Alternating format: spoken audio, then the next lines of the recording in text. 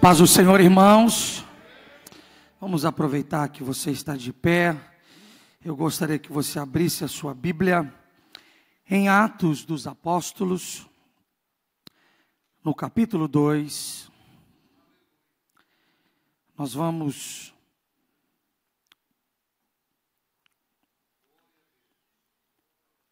ler esse texto tão importante para a igreja. Hoje é uma noite muito importante. Nós que somos protestantes, temos a alegria de celebrar no dia 31 de outubro de 2017, 500 anos da Reforma Protestante. Você pode dizer amém por isso? Amém, Deus, amém. Aleluia. Eu quero que você me ajude. Obrigado, querido. Nós vamos ler apenas o verso 42. Apenas esse texto. E vamos pedir a Deus que o Espírito Santo nos ajude a entender um pouco deste precioso movimento histórico. E que tenhamos hoje uma consciência um pouco mais aguçada a respeito do que significa ser evangélico, do que significa ser um protestante. Atos 2, 42. Vamos ler juntos? 1, 2, 3. Eles se dedicavam ao ensino.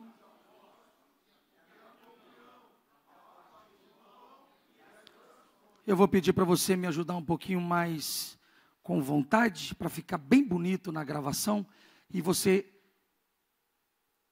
consiga observar alguns princípios interessantíssimos nesse texto. Vamos lá? 1, 2, 3.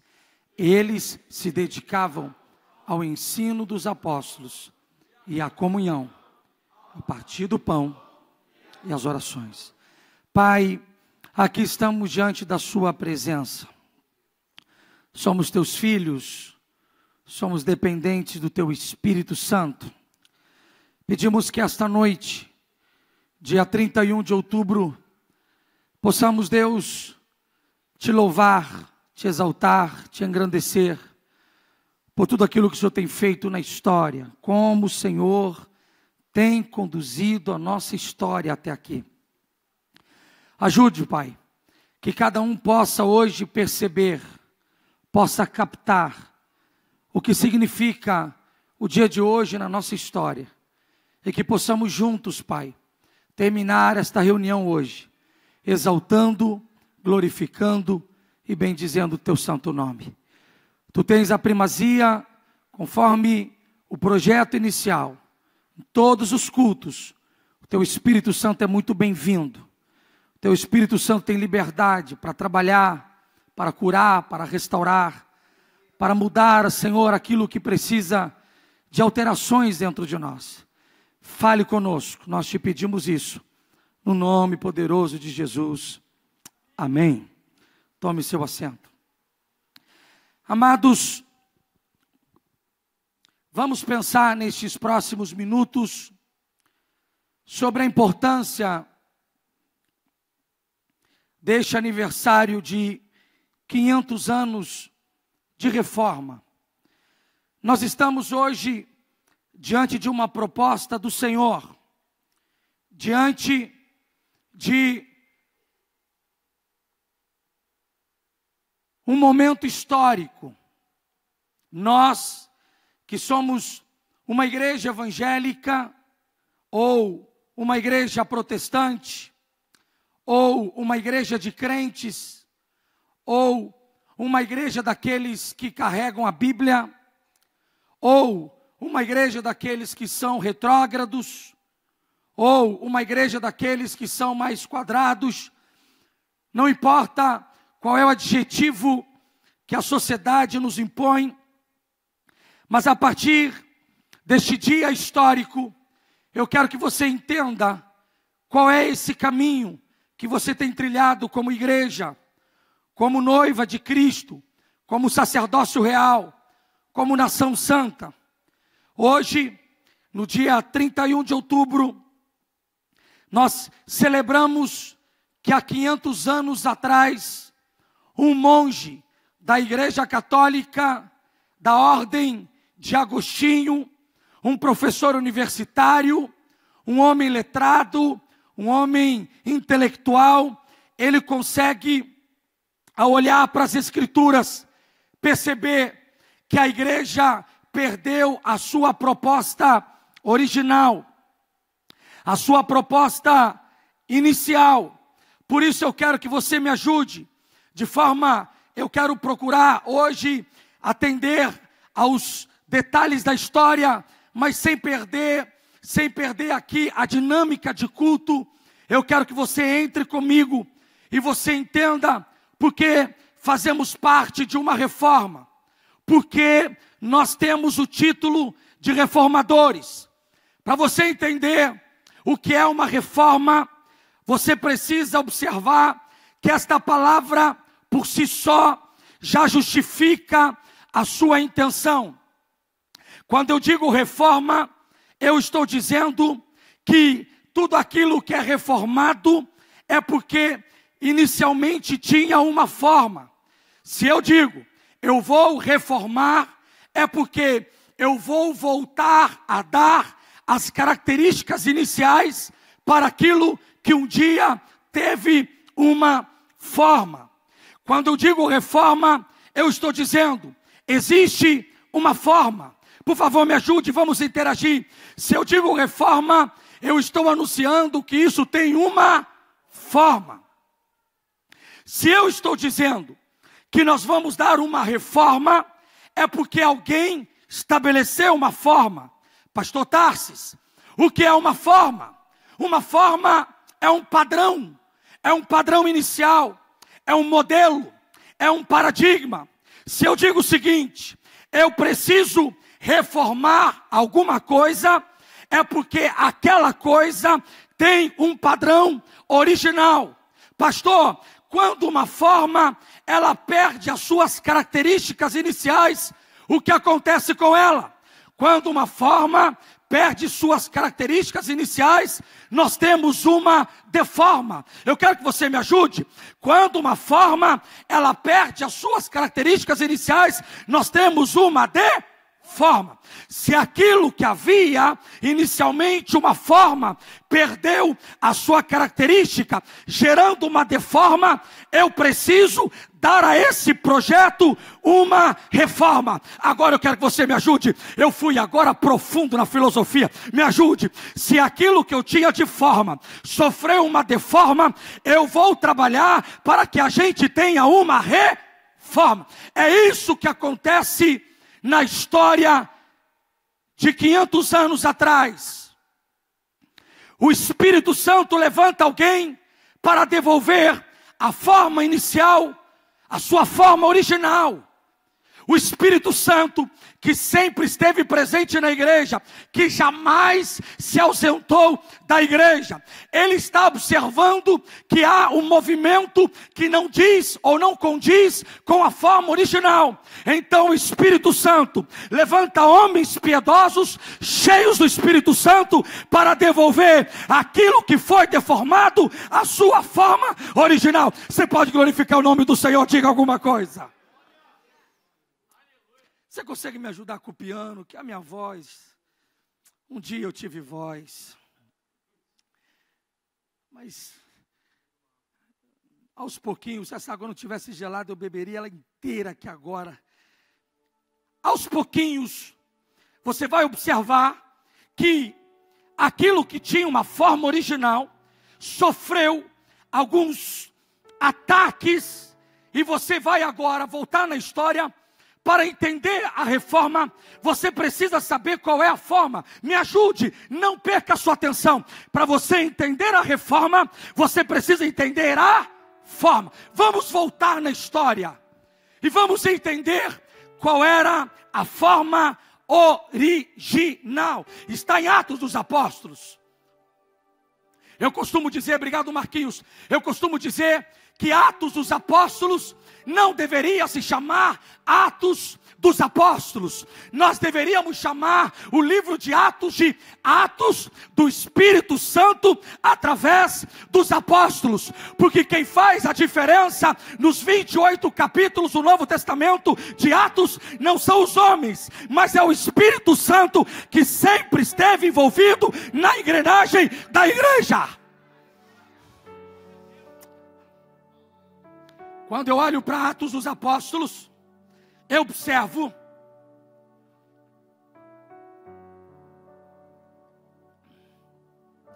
que o Espírito Santo, ele desce sobre a igreja. No capítulo 1, Jesus é assunto aos céus. Depois de vários dias entre os homens, já com seu corpo ressuscitado, Jesus diz aos seus discípulos: eu vou para o Pai, mas eu vou deixar uma promessa. Enquanto vocês caminharem entre os homens, a minha presença estará com vocês através do Espírito Santo do Senhor. Enquanto vocês estiverem como igreja, vocês terão uma forma, e dentro desta forma, o Espírito Santo fará a movimentação da engrenagem. Alguém pode glorificar o nome do Senhor? Diga alguma coisa ao Senhor. No capítulo 2, os seus discípulos estão celebrando uma festa. Se você interagir comigo, você não vai perder um ponto desta plenária. Me ajude. Enquanto os seus discípulos estão celebrando uma festa dos 50 dias. Eu quero que você complete, eu não vou perder a sua atenção hoje. Festa dos 50 dias. 50 dias do que, pastor? 50 dias da Páscoa. Todo judeu piedoso, depois de 50 dias de celebrar a libertação da Páscoa, deveria sair da sua casa, da sua cidade, do seu país, do seu continente, e deveria vir para Jerusalém para celebrar 50 dias da libertação. Sabe por quê? Porque há 50 dias atrás eles haviam celebrado que um dia o Senhor trouxe a libertação ao povo de Israel lá no Egito, e agora toda vez que eles se lembram da Páscoa, eles voltam a trazer uma oferta, é a primícia. 50 dias depois, por isso a expressão Pentecoste, porque Pentecoste é uma palavra que quer significar 50 dias. Depois de 50 dias, o Espírito Santo está olhando aquele povo reunido, e o Senhor decide: hoje a promessa vai se cumprir. Enquanto eles estão em festa, desce um vento impetuoso sobre a igreja e enche aquela casa. Alguém crê? Levanta a sua mão e glorifique o nome santo do Senhor. Me ajude. O Espírito Santo desce como um vento, línguas são distribuídas, a glória do Senhor se movimenta, e ali a igreja começa a ganhar corpo. A igreja começa a estabelecer as suas formas. Agora a igreja vai se avolumando, porque no capítulo 3, na entrada do templo, na entrada da Porta Formosa, no templo em Jerusalém, a Bíblia vai nos contar que Pedro e João sobem para a oração das 3 da tarde. E enquanto eles estão subindo, há um coxo que há 40 anos pede esmola naqueles degraus, e aquele pedinte disse a Pedro: me dê ouro, me dê prata. Não, ele diz: me dê uma esmola. Pedro diz: eu não tenho ouro, eu não tenho prata, mas o que eu tenho te dou, no nome santo de Jesus Cristo. Levanta. E aquele moço ficou curado. Alguém crê? Por favor, glorifique o nome santo do Senhor. Isso gera uma paranoia em Jerusalém, porque agora os religiosos estão dizendo: vamos prender esses moços, porque estão causando transtornos para Jerusalém.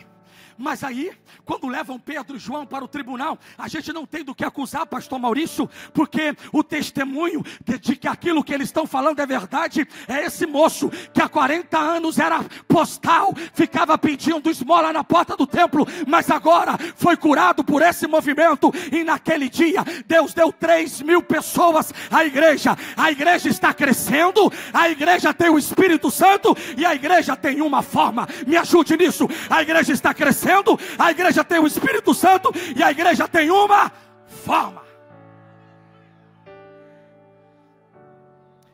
Aí o Espírito Santo vai lá e toca em Paulo, que era Saulo, fariseu piedoso, um moço que falava mais de 3 idiomas, conhecia diferentes países. O Espírito Santo olha, eu vou usar esse moço, está muito marrento, está muito nervosinho, eu vou usá-lo.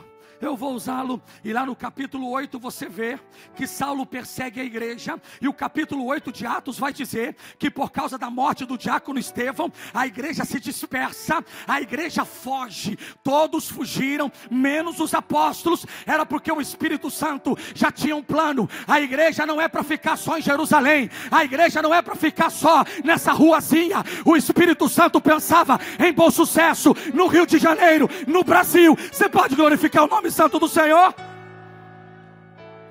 Agora a igreja ganha um aliado chamado Paulo. Me ajude, eu não posso perder sua atenção. A igreja ganha um aliado chamado Paulo. Vai pegar a forma que foram colocadas através dos princípios de Jesus, das promessas. Escute, Paulo, ele consegue perceber nas doutrinas, princípios fundamentais da fé, da comunhão com Deus, e Paulo passa a ser um teólogo que vai contornar a forma. Mas que forma é essa? A forma, ela é a consequência das doutrinas. Enquanto Jesus caminhava pelas ruas de Nazaré, da Galileia, da Judeia, ele ia ensinando princípios. Esses princípios eram doutrinas. Pastor, o que é uma doutrina? Coloca para frente para mim. No próximo slide, você vai ver que agora eles ganham mais para frente um pouquinho, mais para frente, depois a gente volta nesse processo, mais para frente um pouquinho, mais um pouquinho, mais um pouquinho. O que são doutrinas, pastor Tarsis? Eu vou te explicar. Doutrina é um conjunto de ideias fundamentais. Se você me ajudar lendo, vai ficar melhor. 1, 2, 3, diga. É um conjunto coerente.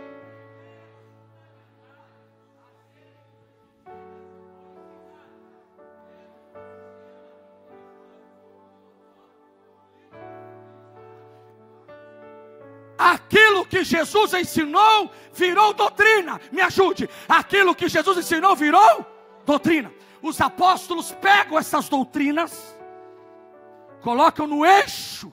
Atos 2:42 diz que eles sentavam e eles dividiam essas doutrinas. Essas doutrinas compõem a forma. Se você me deixar sozinho, eu entro em desespero, me ajude. Essas doutrinas compõem a forma. Mas eu preciso fazer uma observação. Nesse contexto, há um império que domina o contexto de Jesus. Vamos voltar um pouquinho na história. Quando você pega a Bíblia e você vai até Malaquias, de Malaquias para trás você tem o Antigo Testamento. De Mateus a Apocalipse nós temos o Novo. Entre o Antigo e o Novo Testamento, nós temos um período que nós chamamos de período do silêncio de Deus, ou do período intertestamentário, ou do período interbíblico. Pastor, por que a gente chama de silêncio de Deus? Porque entre Malaquias e o nascimento de Jesus, nós temos um buraco de 400 anos, que jamais alguém conseguiu alcançar informações a respeito de uma voz profética vindo da parte de Deus. Enquanto Malaquias e Mateus não se juntam, há um silêncio de Deus, há um período que Deus não levanta profeta nenhum. Neste momento, quem domina o mundo é um moço chamado Felipe II. Pastor, da onde é Felipe II? Eu vou te ajudar. Felipe II, ele era da Macedônia, ou do Império Grego Macedônio. Felipe II, conhecido como aquele que fez grandes revoluções, seu apelido era Caolho, o imperador Caolho. Dizem os historiadores que tinha de fato um probleminha na vista, ficou conhecido como Caolho. Mas o problema não é Felipe II, o problema é o seu filho chamado Alexandre Magno, ou Alexandre o Grande. Alexandre o Grande se torna superior ao pai. Alexandre o Grande foi mentoreado por ninguém mais, ninguém menos do que Aristóteles. Esse moço recebeu tudo que podia de filosofia da época, de ciência, de cultura. Esse moço se torna um imperador grande. É um dos imperadores que mais conquista cidades. Segundo os historiadores, o seu poder ia do Egito à Índia. Ele dominou aquele espaço todo da terra. O problema de Alexandre o Grande é que ele queria que todo mundo tivesse o comportamento grego. Nós chamamos isso de helenização. Ou seja, em qualquer parte do mundo, no Egito, na Índia, onde for, tem que ter comportamento grego. Tem que falar como os gregos, tem que celebrar as festas como os gregos, tem que ter os seus encontros como gregos, suas reuniões como gregos. Se torna a potência do mundo antigo. Alexandre o Grande, o conquistador, é o Império Macedônio, grego-macedônio, que domina a terra depois do Império Persa. Mas quando esse moço morre com 33 anos, os seus generais não conseguiram manter a força. E eles brigaram entre si, os 4 generais, Ptolomeu, Seleuco, você vê Cassandro e Lisímaco. Os 4 generais não se entendem. E o Império Grego-Macedônio se desfaz. Nesse momento, no ano 27 a.C., o Império Romano toma conta daquela parte do mundo. O Império Grego-Macedônio cai, e agora se levanta o Império Romano. É por isso que no contexto de Jesus, todo mundo fala grego, porque a helenização forçava. A moeda tem que ser grega, a língua tem que ser grega, as festas tem que ser grega, é tudo. Até hoje a gente tem influência da helenização na nossa cultura ocidental. Naquele momento é muito forte. O judeu está em crise. Meu Deus, quando sai o Império Grego-Macedônio, sobe esses soldados de capacete vermelho. Eles são malucos, eles estão nos oprimindo. O Império Romano está se estabelecendo. Jesus nasce nesse contexto. Filho de uma virgem, nasce, cresce. Nesse contexto tem que falar grego, tem que usar a moeda do imperador César, tem que se envolver, tem que falar conforme a cultura manda, tem que se comportar conforme a cultura manda. Esse Jesus, ele vai crescendo entre os homens, e a Bíblia diz que a partir dos 30 anos de idade, ele começa o seu ministério, um ministério maravilhoso que alcançou a humanidade. Esse Jesus, ele é preso pelos próprios irmãos judeus, é levado ao tribunal do imperador, e eles não decidem nada, e o próprio tribunal dos judeus sentenciam Jesus à morte. Jesus é levado à cruz do Calvário, ele paga o preço pela minha vida, ele paga o preço pela tua vida, mas no terceiro dia, ele ressuscitou, porque a forma já estava com os homens. Glorifica o nome santo do Senhor. Diga comigo, Jesus. Desse jeito não, eu quero que você me ajude. Diga, Jesus só foi crucificado quando a forma já estava posta. Jesus não ficou nem um dia mais, nem um dia menos. Quando seus princípios foram entranhados entre os homens, quando seus discípulos entenderam a missão, o Senhor disse: a minha missão já deu, agora é hora de pagar o preço, é hora de rasgar a cédula, é hora de entrar no Santo dos Santos e rasgar o véu de cima e embaixo. Eu gostaria que alguém glorificasse o nome santo desse Senhor.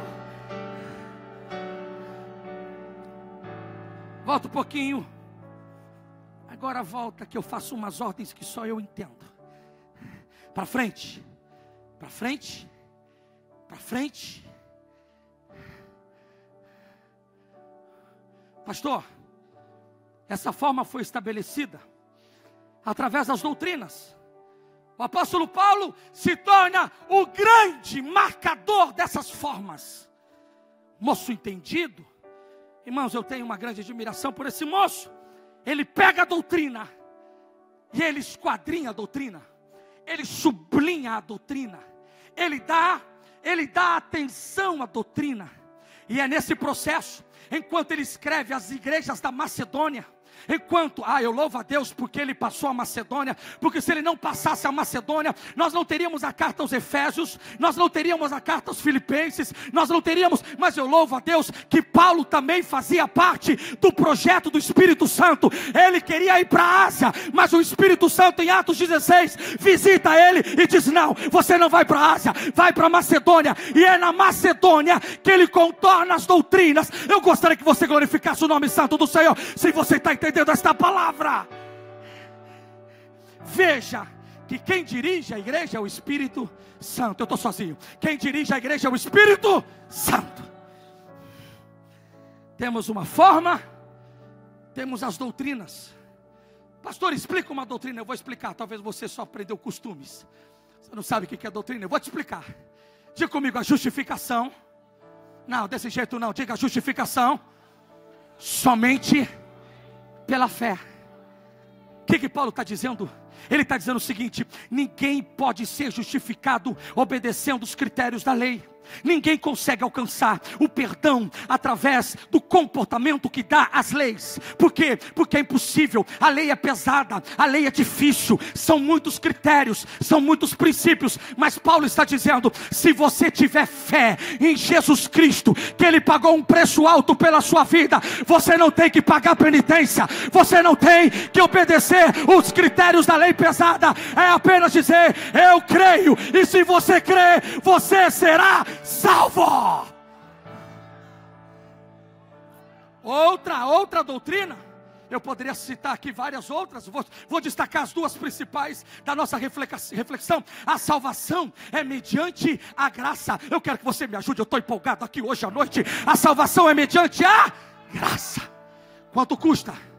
Como é que eu pago? Não, se eu tiver uma vida idônea, olha, se eu não, meu Deus do céu, se eu caminhar, se eu construir a minha ponte até Cristo, com as pedras do julgamento que eu faço a mim mesmo, eu vou alcançar a salvação, porque eu posso ser justo, eu posso ser o justiceiro da minha própria caminhada, então eu vou criar pontes. Aí Paulo vai dizer: nada que você faça vai pagar a sua salvação. O amor de Cristo é maior do que você jamais imaginou. A salvação é mediante a graça. Alguém crê e recebeu esta salvação? Glorifique o nome santo do Senhor. Diga: a igreja. Estou começando a gostar. Diga: a igreja ganha forma. Diga: tem doutrina, tem princípios, tem liderança, tem base.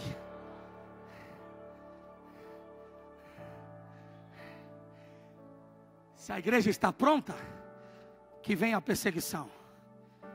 Capítulo 8 de Atos, Estevão é apedrejado, pastor Maurício, aos pés de Saulo. Todo mundo foge. Os diáconos, só ficam os apóstolos em Jerusalém. Era o Espírito Santo dizendo: eu quero que a igreja cresça, eu quero que a igreja saia do quintal de Jerusalém. A perseguição começa. Os imperadores, que agora dominam o mundo do Império Romano, querem fechar a igreja. Segundo a tradição, a Bíblia não diz, mas no ano 60 o apóstolo Paulo é sentenciado por Nero, o imperador severo, o imperador endemoniado da história. Irmãos, Severo é conhecido pelos historiadores como o louco. Mandou incendiar Roma. Quem já foi a Roma conhece a história. Mandou incendiar Roma e botou culpa nos cristãos. Nero era capaz de queimar os cristãos na praça pública para iluminar durante a noite a cidade de Roma. Devastou, com gladiadores, com leões. Vá a Roma um dia, peça para entrar no Coliseu de Roma. Você sente a pressão da história, você sente a opressão.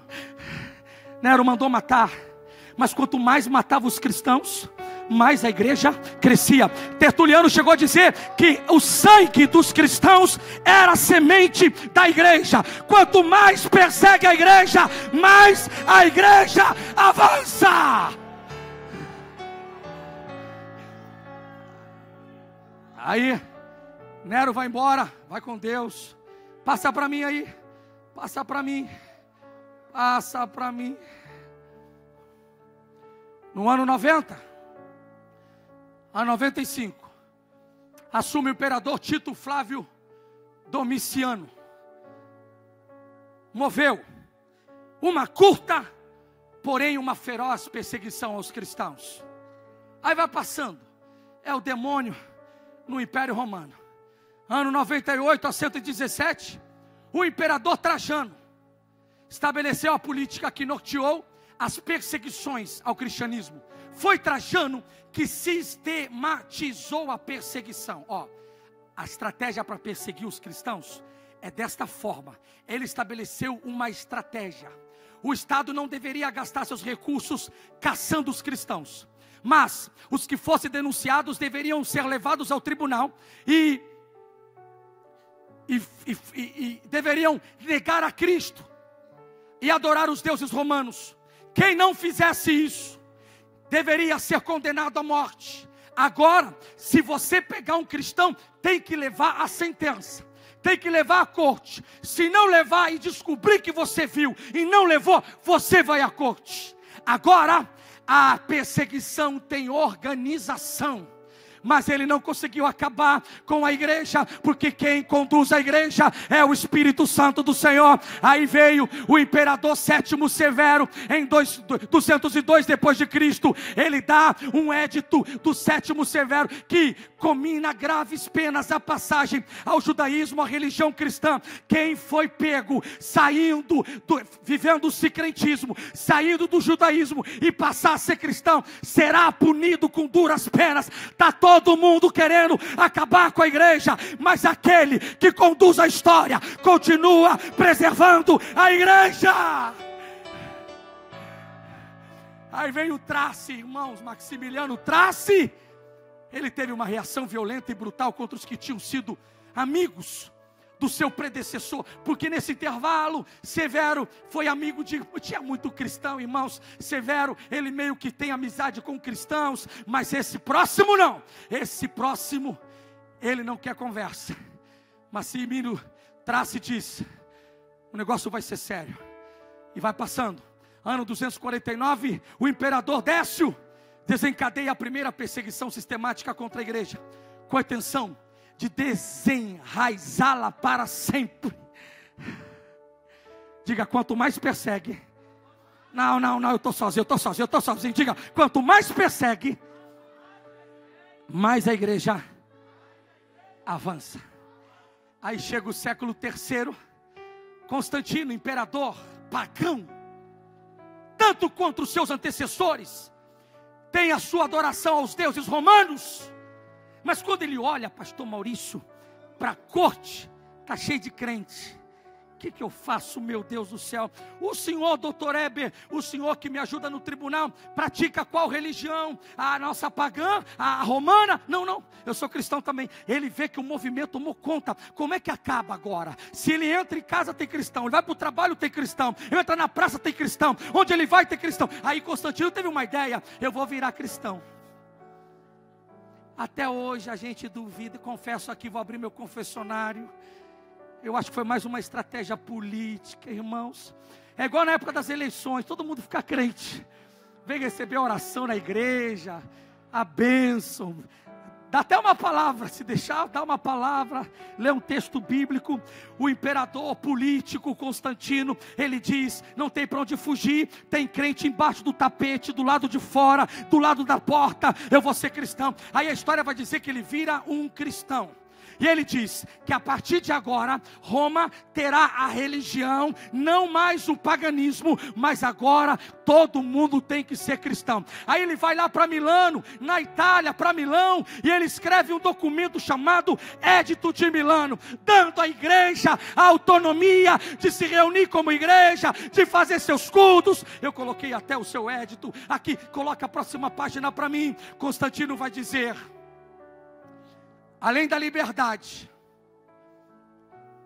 religiosa, essa aplicação desse édito fez devolver os lugares de culto, as propriedades que tinham sido confiscadas, aos cristãos e vendidas em asta pública, deu ao cristianismo e a todas as religiões o estatuto de legitimidade, comparável com o paganismo e com o efeito de instituir o paganismo como religião oficial do Império Romano e dos seus exércitos. Constantino disse: agora vocês não são mais pagãos, agora vocês são livres, porque a partir desse édito vocês são livres, mas a religião que toma conta é o cristianismo. O problema que Constantino, eu não posso, você não pode perder essa parte. Constantino, ele entra na igreja, mas ele traz para dentro da igreja o seu contexto pagão. Agora ele está lá ao lado do padre, do líder sacerdotal da época, e ele interfere, o Estado se mete. Olha bem, líder cristão, o que o senhor acha? Porque lá no paganismo nós fazíamos assim até o século III, a forma estava intacta, mas a partir do século III, quando a instituição, ela abre caminho, ela abre as portas para o pagão, Constantino começa a entrar o pecado na igreja. Eu não estou acusando a igreja católica aqui, eu estou falando da minha igreja, da sua igreja. A igreja cristã tem uma única história, somos todos da mesma fonte, somos todos da mesma história. Então Constantino deixa entrar dentro da igreja princípios pagãos. Agora o Espírito Santo não tem tanta liberdade assim, porque a gente trouxe na bagagem esse saco aí, Constantino, são princípios que a gente praticava no paganismo. A igreja começa a abrir as suas portas para princípios de heresias. Até o século III avançava, crescia, progredia. O Espírito Santo tinha toda a primazia. Amados, a perseguição faz a gente ficar intacto, faz a gente se preservado. Eu estou preocupado com a igreja brasileira, porque está tão fácil, está tão gostoso ser crente. Amados, eu falei na Rádio Melodia há 4 semanas atrás, num debate com o pastor Silas. Pastor Silas, eu acho que essa perseguição que a mídia está fazendo pode trazer para a igreja uma solidez, pode devolver para a igreja o seu entendimento, o seu temor. Você crê nisso? Levanta a sua mão e diga alguma coisa ao Senhor. Constantino vem e começa os problemas. Próxima página. No ano 370, olha, tudo pertinho, principia o uso de altares e velas. Agora a instituição organizada dos cristãos terá altares e velas. Mas isso não tinha até. Não, mas agora são princípios novos. Novos imperadores são novos, estão trazendo ideias novas. Ideias novas. O culto agora é dividido com velas e com altares. No ano 400, Paulino de Nola ordena que se reze pelos defuntos e ensina o sinal da cruz feito no ar. No ano 590, Gregório o Grande cria o purgatório. Isso não tinha na forma. Isso não tinha na forma. Complete isso. Isso não tinha na... Eu não vejo Paulo falando de purgatório. Purgatório é o lugar que a tua alma vai depois que você morre, e lá ela pode ser purgada, lá ela pode ainda ter a chance de ser salva, se fizer boas ações agora.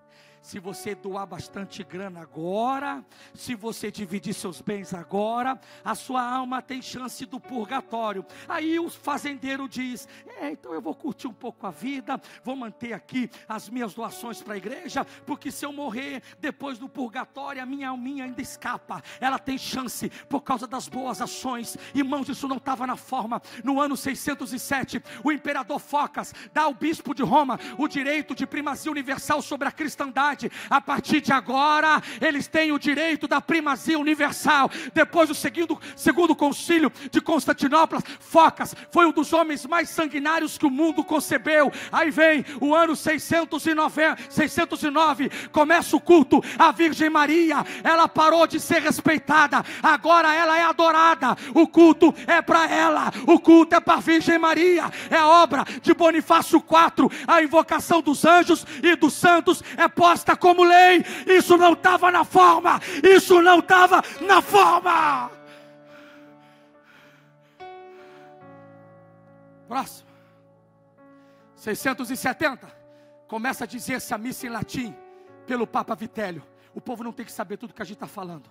Vamos manter a língua oficial latim. Mas eu não estou entendendo esse mistério. É mistério, não dá para entender, é mistério. É em latim. Fica na sua, é mistério. 670 se institui a missa em latim. 758 cria-se a confissão auricular pela ordem religiosas do Oriente. Agora você não tem que confessar só para Jesus, só para o Espírito Santo. Tem que confessar para um líder religioso. E ele vai dizer se dá para perdoar ou não dá para perdoar. Qual é a sentença? O que você vai pagar? O que você vai fazer? 787, pelo segundo concílio de Nicéia, foi estabelecido o culto das imagens. Irmãos, isso não estava na forma. Isso não estava na forma. A adoração da cruz e as relíquias dos santos agora estão adorando tudo aquilo que voltava à história, a Jesus. Eles estão ganhando, estão lucrando. Isso não estava na forma.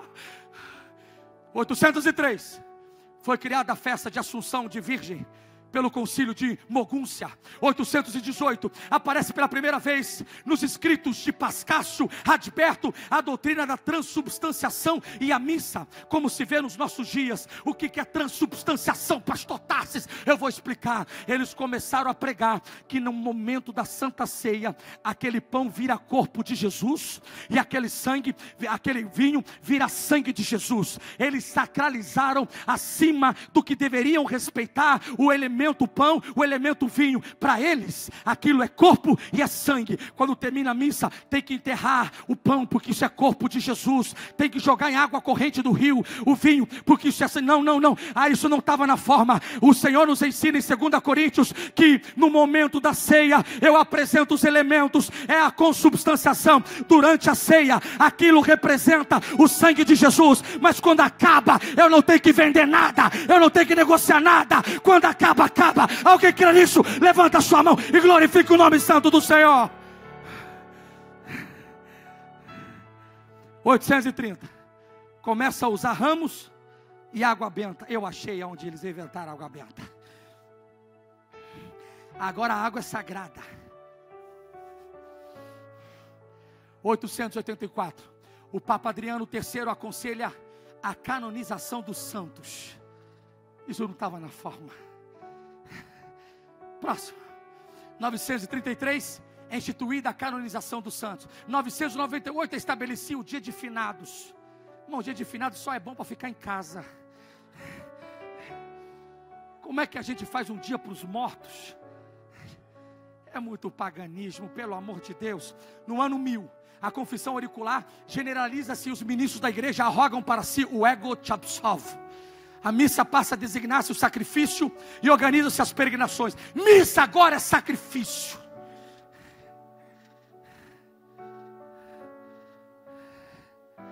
Vamos fazer as peregrinações para o nosso sacrifício. Até hoje isso é pesado. Você anda na Dutra, você vê pessoas pagando um preço. Colocaram isso, trouxeram isso não estava na forma. 1003 o Papa João 14 aprova a festa das almas dos fiéis defuntos. 1074 o Papa Gregório VII decreta obrigatório o celibato dos padres. Isso não estava na Bíblia, mas a instituição, para não perder o seu poder, vai que a família atrapalha, vai que os padres não podem casar-se, não está na forma. 1076 é declarada a infalibilidade dos papas. O que Papa fala é sagrado. Oh meu Deus, isso não estava na forma. 1090 Pedro Ermitão inventa o rosário. Irmãos, aí a gente está descendo. É uma descida sem freio. 1095 Urbano II cria as indulgências. É um documento. Com esse documento assinado pelo Papa, você tem direito a alcançar a salvação. Mas como é que eu faço? Tem que buscar lá. E o que a gente faz para pegar lá? Tem que ajudar a igreja. Senão você não pega o documento. No ano 1200, a hóstia substitui a ceia. Não, o cálice é só para os padres. O povo só tem acesso ao pão. Isso não está na forma. Até hoje, o cálice é para a liderança. A hóstia é para o povo. 1200, o concílio de Latrão impõe a transubstanciação e a confissão auricular. 1216, é instituída a confissão. 1229, o concílio de Toulouse estabelece a Inquisição, que foi confirmada por Gregório IX em 1232, e logo aos dominicanos. Quem se opor à igreja será morto. Isso não estava na forma. Mataram milhares e milhares numa festa que eles chamaram de Santa Inquisição. Não estava na forma. 1264, o Bano IX determina a festa do corpo de Deus. Próximo. 1311, inicia-se a primeira procissão do Santíssimo Sacramento. 1317, João 22 ordena a Ave Maria na igreja. 1414, o concílio de Constância definiu que a comunhão do povo deve ser a hóstia somente, sendo o cálice agora sempre reservado ao padre. 1438, o concílio de Florença abre a porta ao purgatório que Gregório o Grande havia criado. Em 1509, eles acham que dominam toda a igreja, mas se esqueceram que Atos dos Apóstolos, no capítulo 2, o Espírito Santo ainda estava vivo dentro da igreja.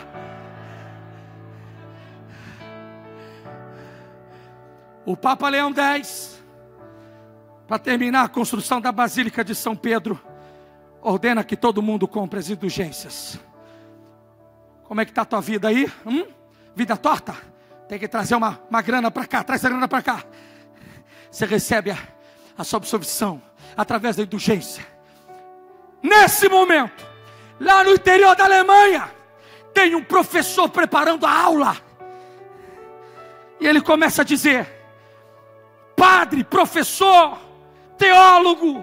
Ele começa a dizer: mas isso que a igreja está fazendo não está muito certo. O Espírito Santo começa a visitar aquele moço jovenzinho. Ele vai para a aula e diz: mas o que a Bíblia diz não corresponde ao que a igreja faz. Os alunos começam a dizer: o senhor tem que ir para frente com isso, o senhor tem que levantar essa bandeira. Mas eu não posso, a igreja é pesada, o senhor precisa denunciar. Tem pecado na igreja, tem pecado na igreja. E esse moço, cheio do Espírito Santo, no ano 1517, no dia 31 de outubro, ele vai até a igreja Castelo de Wittenberg e ele prega as 95 teses, dizendo: a gente precisa voltar à forma original. Você pode aplaudir ao Senhor? Aplauda ao Senhor.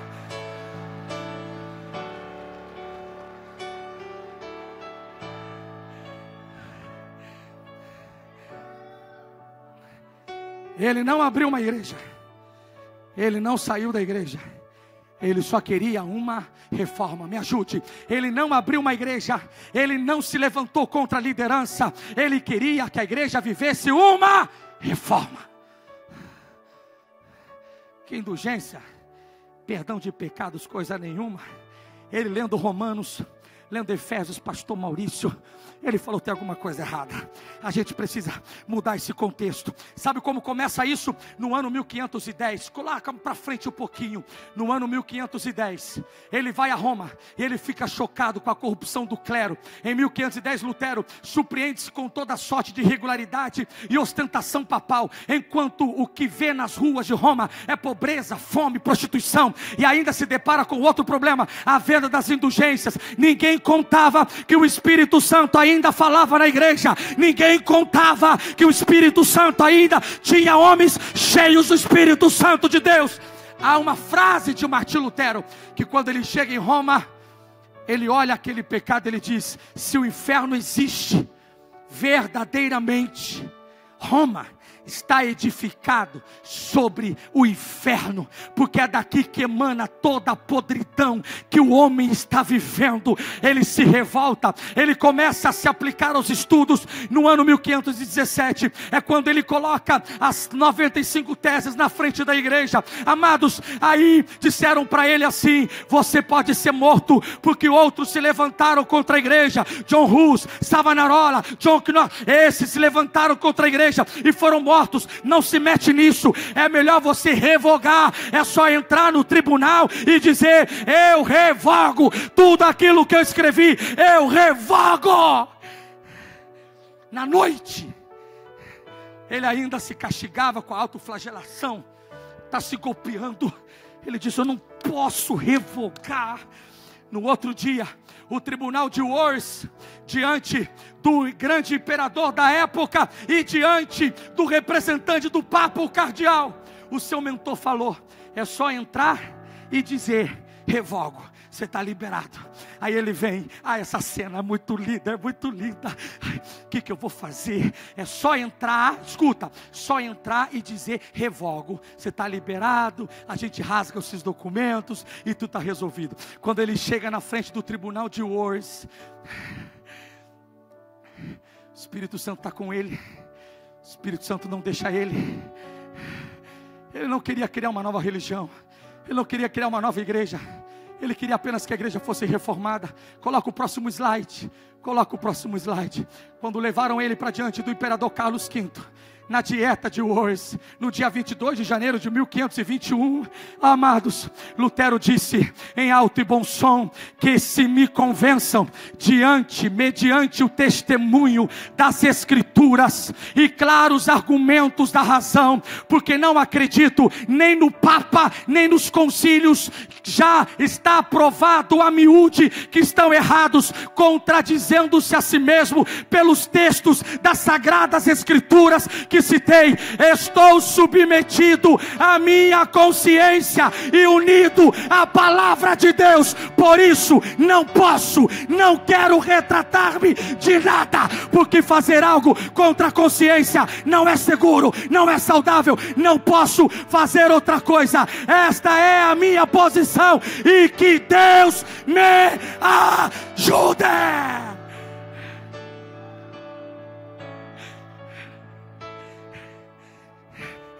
Meu Deus!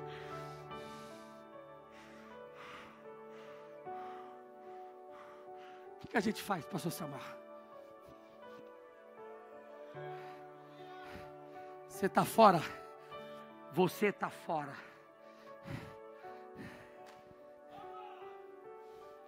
Ninguém pediu para sair, mas se mandou sair, o espírito da forma vai junto comigo.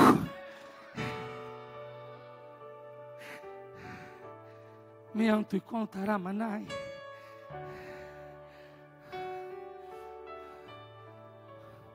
Se a gente pega as 95 teses, a gente se delicia com a inspiração do Espírito Santo. Mas antes de falar da síntese dessas 95 teses, eu já estou terminando. Eu não posso me esquecer que Deus levantou outros homens antes de Martim Lutero para preparar o caminho. O Espírito Santo levanta homens para preparar o caminho. Coloca para mim o slide próximo. Deus levantou Savonarola, Wycliffe, John Hus, todos eles sentenciados, presos ou mortos, porque se levantaram contra a igreja. Mas eu destaquei uma frase aqui que eu gostei muito de John Hus, pastor Samuel. Eu vou falar devagarinho. Eu quero que você pegue isso. Isso é manto sagrado, isso é revelação. Quando John Hus foi sentenciado e levaram ele para a morte, John Hus fez uma declaração muito forte que está na história. Ele disse: podem matar o ganso, porque a palavra Hus em alemão significa ganso. A palavra Hus em alemão significa ganso. Ele disse: podem matar o ganso, anos, mas daqui a 100 anos Deus suscitará um cisne que não poderão queimar. No dia 31 de outubro, 102 anos depois, Martinho Lutero pregava na porta do castelo de Wittenberg as 95 teses. Se eu fosse você, eu aplaudia a esse Deus.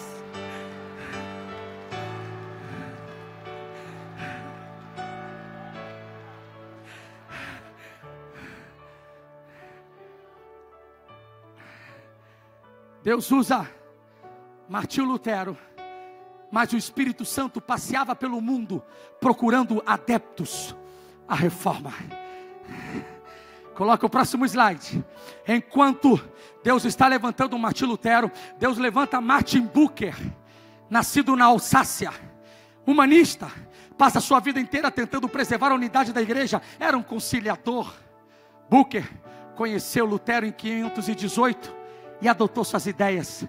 Eu vou levar essas ideias para frente. A gente tem que fazer um movimento. Irmãos, isso é Pentecoste. John Knox é considerado o maior reformador da Escócia. Abandonou o catolicismo romano e professou a fé protestante publicamente no ano 1545. Provavelmente influenciado pelas ideias de um grande pregador chamado George Wishart, que em breve retorna à sua terra natal, fez amizade com ele. John Knox foi o primeiro ministro protestante de Santo Andrés. Ulrich Zwingli, você vai hoje à Suíça, eu profetizo, você vai à Suíça, diga amém. Você vai à Suíça, você tem que ir na igreja que tem o memorial de Zwingli.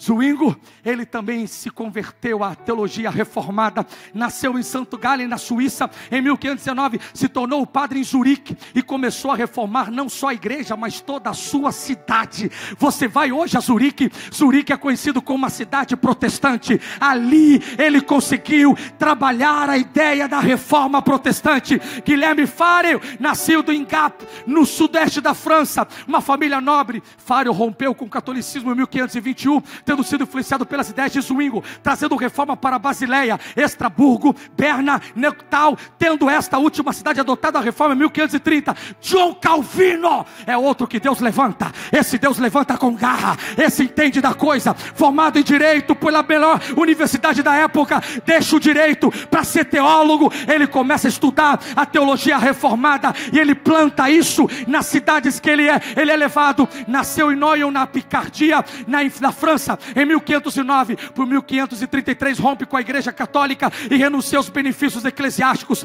Calvino e Farel começam a trabalhar em Genebra a favor da propagação do evangelho. O seu trabalho em Genebra foi extenso e de grande importância. Até hoje a gente estuda Calvino. Deus estava dizendo: eu não preciso que a igreja mande no que eu tenho que fazer. Eu tenho o Espírito Santo e eu levanto quem eu quero, onde eu quero, da forma que eu quero. Glorifique o nome santo do Senhor. Nós vamos, nesses poucos minutos que eu tenho, sintetizar as 95 teses. Vamos resumi-la em 5 pontos, que nós chamamos de 5 solas. Você pode me ajudar? Nós chamamos de 5.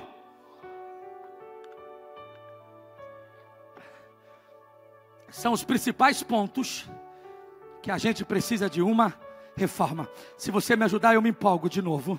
São os principais pontos que a gente precisa de uma reforma.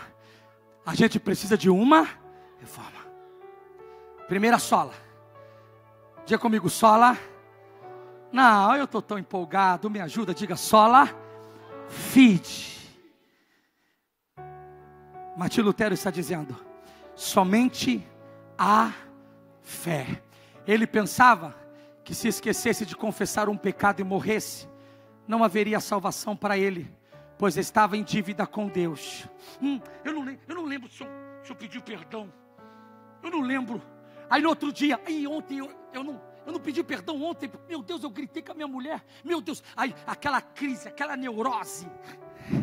Tentava viver a perfeição, mas sabia que não podia fazê-lo.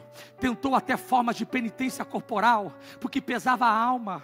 eu vou me autoflagelar, porque eu não consigo andar em santidade, eu não consigo. Mas um dia, ele estava lendo Romanos capítulo 1, versículo 17, e o Espírito Santo que conduz a igreja e a sua forma, falou com ele, visto que a justiça de Deus se revela no evangelho de fé em fé, como está escrito, o justo viverá por fé, o justo viverá por fé. Não são penitências, não são sacrifícios, não são boas obras, não é a compra de indulgências que livrarão o homem da condenação eterna, mas a salvação é através da fé na obra redentora de Jesus Cristo. Levanta sua mão e glorifique esse Deus.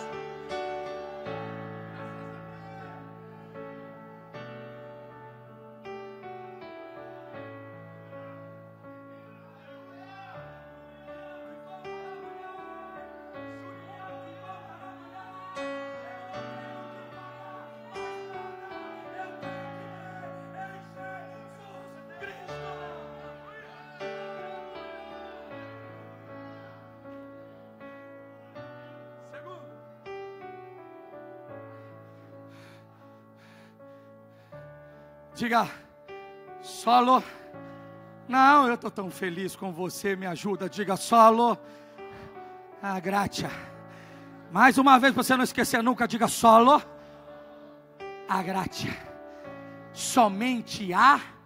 Ai, não, me ajuda, pentecostal, me ajuda. Somente a graça.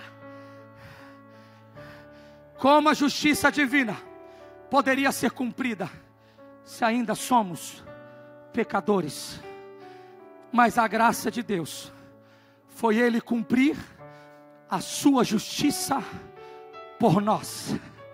Ao entender isso, Lutero não podia se conformar com o absurdo da venda das indulgências, porque ninguém será salvo por mérito próprio, por obras, por sacrifícios, por penitências, por indulgências. A única causa eficaz da salvação é a graça de Deus sobre o pecador. Ele leu em Efésios 2:8, porque pela graça sois salvos mediante a fé. Isto não vem de vós, isto não vem de vós, é dom de Deus, não de obras, para que ninguém se glorie. Levanta a sua mão e glorifique o nome santo do Senhor.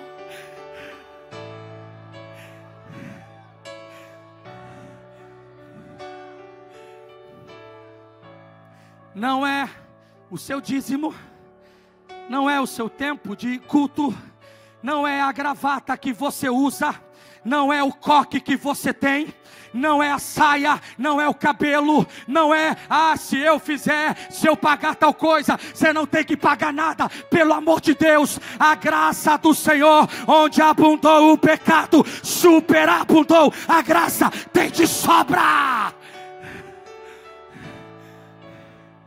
3, diga, solo Cristo. Diga, somente. Não, desse jeito não, eu estou sozinho. Diga, somente Cristo. Eles não deveriam ter inventado as indulgências. Deixaram o Martinho doidinho. A crise das indulgências fez com que Lutero percebesse que homem algum, nem o Papa, nem os santos, nem os padres poderiam intermediar a nossa relação com Deus, só Cristo. Lutero disse que as indulgências não removiam a culpa, e que o Papa essa parte eu gosto muito, eu quero dar um abraço nele. Lutero disse que as indulgências não removiam a culpa, e que o Papa só poderia remitir somente as penalidades que ele próprio tinha imposto sobre a terra, e que ele não tinha nenhuma jurisdição sobre o purgatório. Ele negou que os santos tivessem crédito, excedente acumulado. Vocês estão perdendo a noção. A sua conclusão foi baseada em vários textos das Escrituras que nos afirmam: só Ele tem poder para nos levar à presença de Deus. João 14,6: eu sou o caminho, a verdade e a vida. Ninguém vai ao Pai a não ser por mim. Só Ele pode mediar a nossa comunhão com o Pai. 1 Timóteo 2, 5, 6. Pois há um só Deus e um só mediador entre Deus e os homens, o homem Cristo Jesus, o qual se entregou a si mesmo com resgate por todos. Somente Cristo foi a reação da reforma contra a igreja secularizada e contra os sacerdotes que afirmavam sua posição especial para mediar a graça e o perdão de Deus por meio de sacramentos. Eu não preciso de ninguém, eu vou direto a Ele.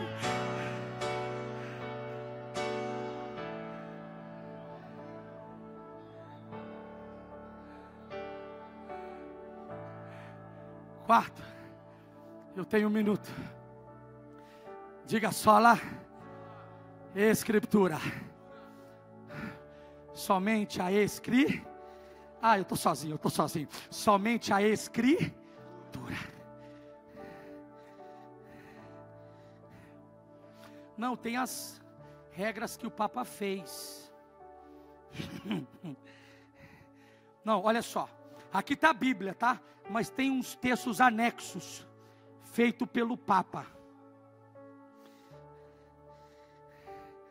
Isso deu uma crise nele. Isso porque a Igreja Católica entendia que existiam 2 regras de fé para o cristão. Não teve um padre maluco que falou isso esses dias no Nordeste brasileiro? Essa é a filosofia pagã da história da Igreja Católica. Entendiam que existiam 2 regras de fé para o cristão: uma Bíblia e a outra tradição. E o maluco que eu ouvi na televisão disse que a tradição está acima da Bíblia.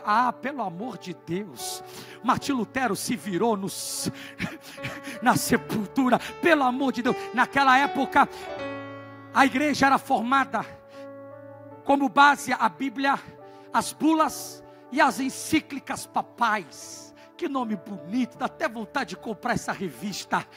Bulas e as encíclicas papais. Tem a Bíblia, mas tem as bulas e as encíclicas papais. Você sabia que até o Concílio Vaticano II, metade do século XX, a leitura da Bíblia era proibida? O leigo não podia ler a Bíblia. Vá que eles descobrem o que está escrito nela. Uma das coisas que Martinho Lutero foi traduzir a Bíblia do latim do grego e do hebraico para o alemão. Em 11 anos ele gastou para traduzir o Antigo Testamento.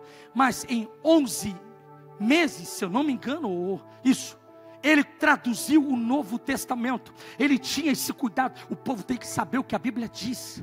Mas de onde veio este entendimento que todos poderiam ler as Escrituras e meditar nelas? Da própria palavra de Deus. O Martinho Lutero disse, 2 Timóteo 3, 16, 17: pois toda a Escritura Sagrada é inspirada por Deus, é útil para ensinar a verdade, condenar o erro, corrigir as faltas e ensinar a maneira certa de viver. Isto para que o servo de Deus esteja completamente preparado e pronto para fazer todo tipo de boas ações. Quantos creem nesta palavra? Levanta a sua mão e glorifique o nome santo do Senhor. E em último lugar, Martinho Lutero vai dizer, diga soli. Não, você nunca falou tanto estrangeiro como hoje. Diga soli Deo glória. Ele estava dizendo, se tem alguém que merece toda a glória, é somente o nosso Senhor Jesus Cristo. A Ele honra, a Ele glória. Eu não vou gastar meu tempo acendendo vela, eu não vou gastar meu tempo adorando homens deuses feito por mãos humanas. Eu tenho Ele, a honra, a glória para sempre.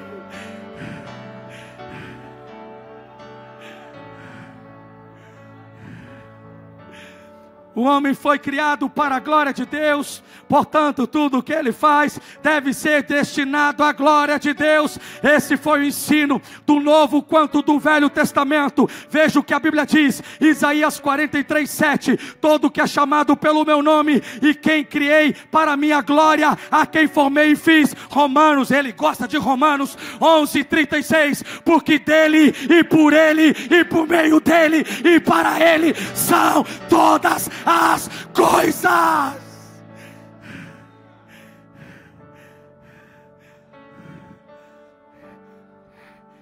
Não, você tem que ter devoção com o clero. O Papa Anderson merece a devoção. Tem que ficar de pé quando ele entra.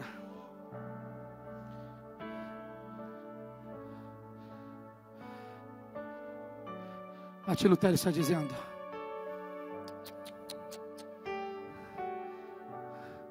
a igreja romana ensinava e exigia uma devoção ao clero e aos homens santos que poderiam interferir diante de Deus para perdão de pecados e obtenção de bênçãos para os homens. Martim Lutero diz: não, só lhe deu glória.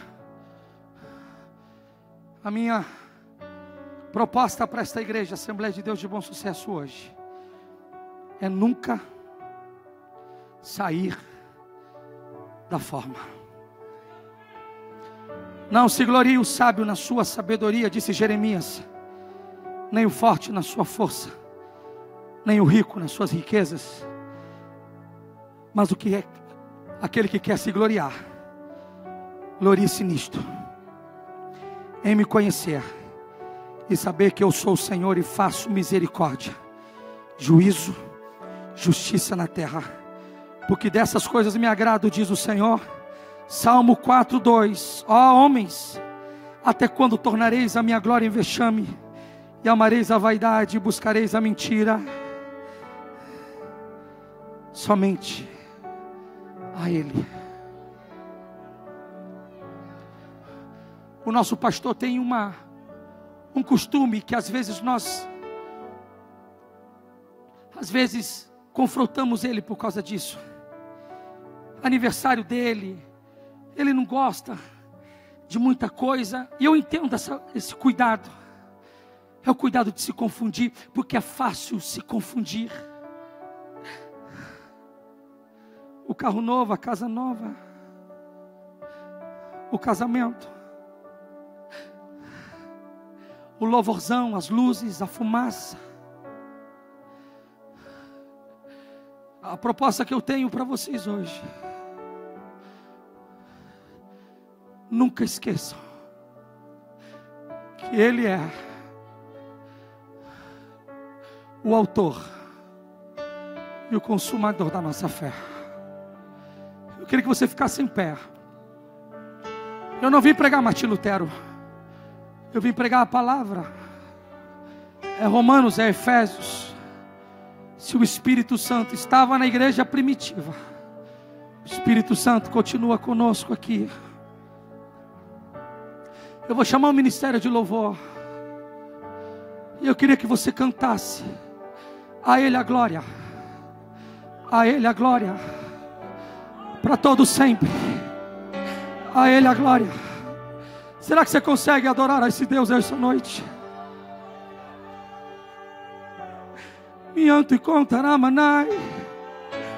Não é meu emprego, não é meu diploma na parede, não é porque eu falo vários idiomas, não é porque eu moro na Zona Sul. Não, não, não, não, não, não. A Ele a honra, a Ele a glória, a Ele o louvor. Não é porque eu prego, não é porque eu sou pastor, não é porque eu canto, não é porque eu sou da Assembleia de Deus ou da Igreja Batista. Não, não, não, não, não. A Ele a honra, a Ele a glória, a Ele o louvor. Tudo que eu tenho, tudo que eu sou, tudo que eu faço, a minha existência, o meu ir, o meu vir, tudo que eu como, bendito seja o nome santo do Senhor. Bendito!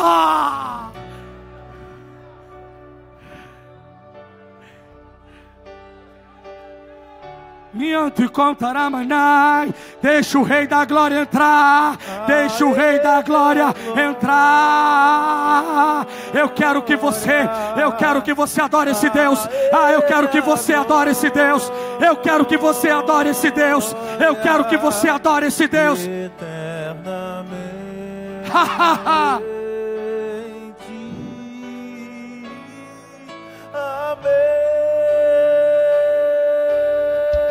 Bem forte. A Ele a glória. Mianto e Contaramanai. A Ele a glória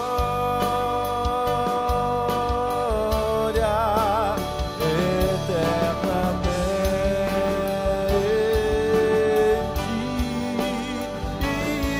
Mais uma vez, com as mãos levantadas, com as mãos levantadas, eu quero ouvir. A Ele a glória, a Ele a glória,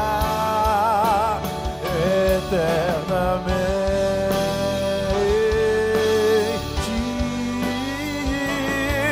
Amém. Dia da reforma. Cante, cante, cante, diga. Segura, segura. Glória, a Ele a glória, eternamente.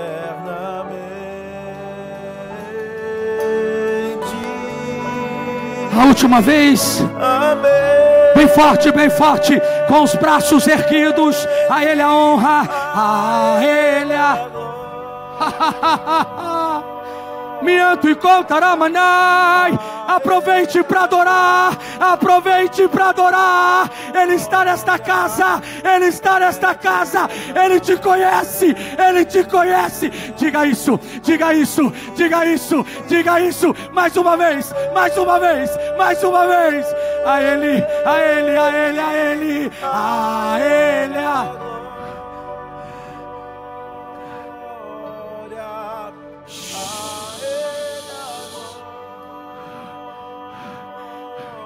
Mianto e Contarabaçu e Contaramanai, Xuribianto e Contarabaçu e com Tiribianto e Contaramanai, Ilibianto e Contaramanai. Eu quero que você gaste 30 segundos agradecendo a Deus pelo Espírito Santo. Comece a adorar ao Senhor. Diga: eu te louvo pelo teu cuidado com a igreja. Eu te louvo porque o Senhor preserva a sua casa, o Senhor preserva a sua noiva. Comece a adorar ao Senhor. Diga: obrigado, Jesus, por cuidar da gente. Obrigado, Jesus, por cuidar da tua palavra. Aproveite, aproveite, aproveite. É aniversário da reforma, é aniversário da reforma. Agradeça, agradeça, agradeça, agradeça. Diga: Senhor, nos ajude a preservar, nos ajude a preservar. Não deixa a gente sair do prumo. Não deixa, não deixa, não deixa a Assembleia de Deus de Bom Sucesso sair do caminho, sair do caminho. Ai, eu sinto Deus aqui hoje.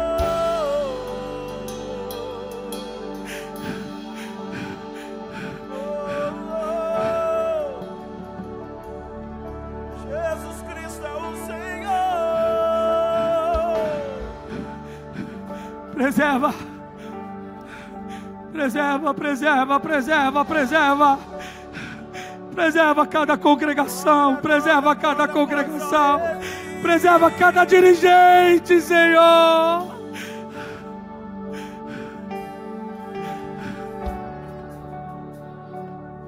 Mianto e Comanai, ajuda, ajuda a manter o foco.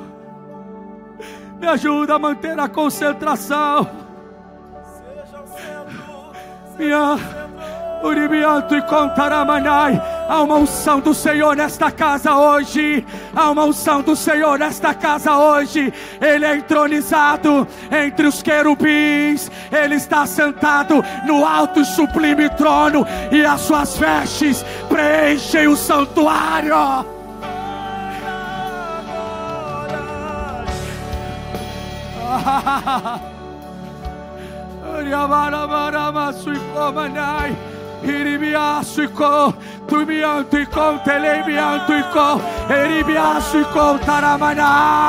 Eu sinto a glória do Senhor nesta casa.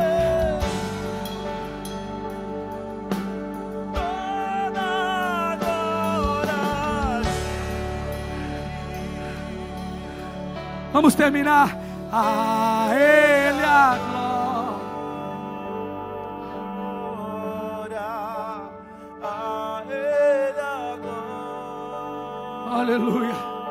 Pastor Heber,